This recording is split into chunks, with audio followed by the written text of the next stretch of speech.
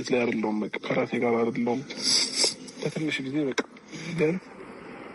ፕሊዝ ነገሮችን ተረጅኝ እስከቻል እዚህ ጋር ወድጄ ምንም ነገር እያደረኩ አብርሃም ንገራት እና ከልጁ ከሚስቱ ጋር ነው መኖር የሚፈልገው አይደለ? አብርሃም ንገራት እንጂ በደንብ ንገራት። እሺ ለምን እንደዛ እሺ ኑር አልኩህ እኮ አብርሃም። በቃ እኔ ስለወደድኩ ስላፈቀርኩ ነው አይደል እንዴ እንደዚህ እየሆንኩልክ ያለው። በቃ እሺ አልፈልግሽም ካልከኝ እኔ ኑሮዬን እየኖርኩ አይደል እንዴ ያለሁት። ለምን እንደዚህ አንዴ በሰው ፊት መጥተህ እንደማትፈልገኝ ለምን ታቅራራብኛለህ? በቃ እንዴ ለምን? በጣም ነው የሚያናደው አብርሃም፣ የምታደርገው ነገር በጣም ነው የሚያናደው። ምክንያቱም አንዴ ሰብረሃታል ትናንትና፣ ድጋሚ እየሰበርካት ያለች በቃ አንዴ ነግረሃት ነበር እንደማፈልጋት። አሁን ድጋሚ ዳኒ ጥራትና ልንገራት ማለት ለምን አስፈለገ አብርሃም?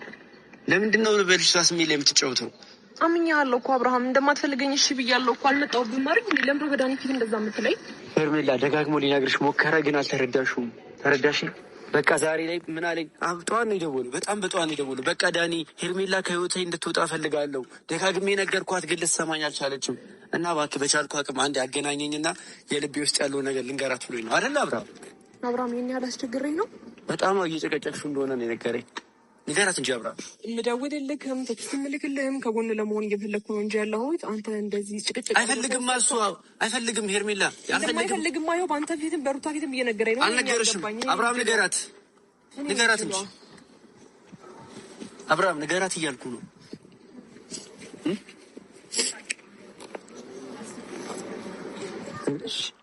እንዴት ነው ለመናገር የከበደ? አብርሃም ንገራት እንጂ።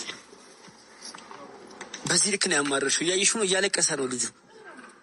ሄርሜላ ይህን ያን ህይወቱን የመጠበትሽው እንደዚህ እስኪያለቅስ ነው። ሄርሜላ ተይው በቃ እንደዚህ እስከሚሆን ድረስ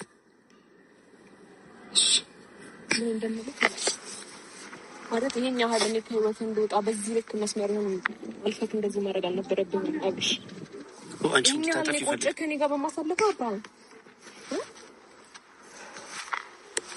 ሄርሜላ አይገባሽም ነው እንዴ?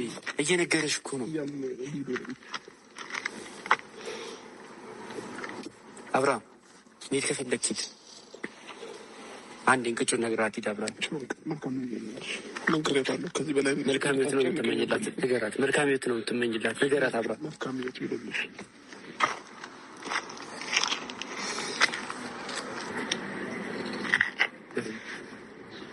አየሽ አይደል? ይሄ እኮ ለአንቺ የሚገባሽ ልጅ አልነበርሽ።